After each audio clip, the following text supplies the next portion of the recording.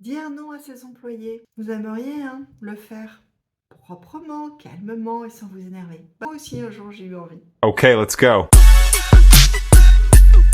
Si c'est la première fois que vous venez sur la chaîne Équilibre, Respire et Dirige, eh bien bienvenue et merci. Cette chaîne a pour ambition de décrypter les clés du management bienveillant et du marketing authentique et elle est destinée à toutes celles et tous ceux qui souhaitent entreprendre sans s'épuiser, diriger sans dominer et respirer avant d'agir. Avant de regarder la vidéo, n'hésitez surtout pas à vous abonner à la chaîne, liker et partager cette vidéo. Merci.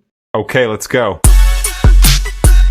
Ok, alors après m'être énervée plus d'une fois, avoir râlé dans ma barbe de multiples fois, j'ai cherché une solution pour arrêter d'être dérangée sans arrêt et de faire des choses dont je n'avais pas envie ou dont je n'avais pas besoin. Comment?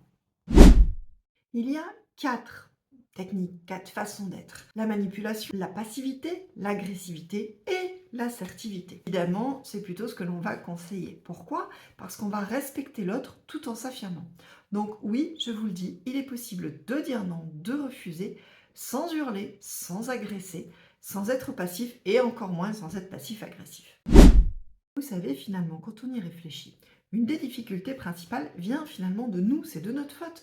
Pourquoi? Parce qu'on s'agace que les autres ne font pas ou ne comprennent pas ce que l'on veut. Mais est-ce qu'on leur a expliqué ce que l'on voulait? Est-ce qu'on a exprimé nos attentes? Réfléchissez-y. Souvent, pas du tout. On croit qu'ils vont deviner. En fait, si on exprime nos limites, si on pose le cadre, si on dit voilà ce que je ne veux plus, eh bien ça marche. Il n'y a pas si longtemps, à l'entièreté de mon équipe, je leur ai dit voilà, maintenant c'est terminé. Vous ne m'appelez plus, vous ne m'envoyez plus de messages SMS, ni de WhatsApp. Les mails, c'est autre chose. Je les regarde quand j'en ai envie en fait. Mais le reste, je reçois les notifications et c'est d'une agressivité absolue. Je leur ai dit c'est terminé, vous ne m'envoyez plus rien dans mes jours de repos. Je ne les lirai pas. Et c'est pareil, entre vous, arrêtez de vous en envoyer. Donc, tu cries pas, tu expliques, tu poses tes limites, tu dis voilà, c'est comme ça, pas autrement, je ne les lirai plus, donc le faites plus. Je vous ferai une vidéo aussi à ces sujets-là, parce que c'est très important, et je crois que ça mérite de développer ces sujets qui sont des très grandes aides de management. Je vous explique. Le management assertif est basé sur 2 piliers, qui sont la communication non violente et l'intelligence émotionnelle. Donc, si vous avez compris, le management assertif pour oser dire non, c'est 3 étapes. La première, c'est d'être clair, explicite. Je vais exprimer très clairement ce que je veux et ce que je ne veux plus, mes attentes et mes limites. La deuxième chose, le deuxième pilier, c'est l'écoute active.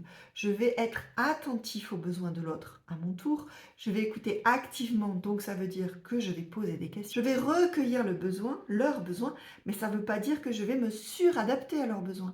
Je les écoute et je trouve des solutions. Et des fois, je tape en touche.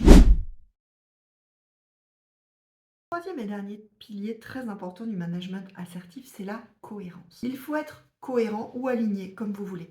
Mais à partir du moment où ce que je dis est aligné avec ce que je fais, et surtout est aligné avec mes valeurs, eh bien je suis un manager équilibré et plutôt bien dans mes baskets. Pour terminer, j'aimerais aussi insister sur un 4e pilier qui est très important et qui vous apporte beaucoup de légitimité et du respect également en tant que manager, c'est la prise de responsabilité. Il faut assumer ses décisions et surtout celles qui sont difficiles à prendre.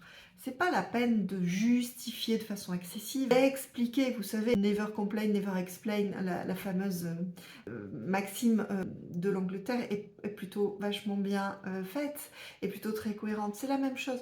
Un bon manager est un manager qui assume ses décisions, même quand elles sont difficiles à prendre encore une fois, et sans forcément se justifier. Il assume, tout simplement. Exercice pratique. Vous avez un collaborateur qui vient sans arrêt dans votre bureau et qui vous pose 100 000 questions tout le temps et qui vous dérange. Première étape, j'observe mais je ne juge pas. Et je lui dis, j'ai remarqué que tu me posais souvent les mêmes questions et plusieurs fois aujourd'hui. Deuxième étape, c'est de lui exprimer, moi, mon ressenti et mon besoin. Mon ressenti, c'est, par exemple, je suis débordée, j'ai un travail administratif urgent à finir, mais je te propose de prendre note, de noter, de faire un bilan de tout ce que tu veux me poser comme question, et on se cale un rendez-vous cet après-midi, allez, à 17h, pendant un quart d'heure, une demi-heure, je ne me consacrerai qu'à toi et je répondrai à toutes tes questions. Est-ce que ça te va? Vous avez remarqué que sur la fin de cette phrase, eh bien en fait j'ai formulé une demande claire. Donc j'ai observé sans juger, Je lui ai exprimé mes besoins et mes ressentis et j'ai fait une proposition claire. Vous pouvez être sûr que cette personne ne vous dérangera plus de la journée et que vous allez être très attentif et très efficace quand vous allez prendre ce quart d'heure ou cette demi-heure dont il a besoin. Et vous n'aurez plus besoin de revenir dessus et cette personne sera satisfaite.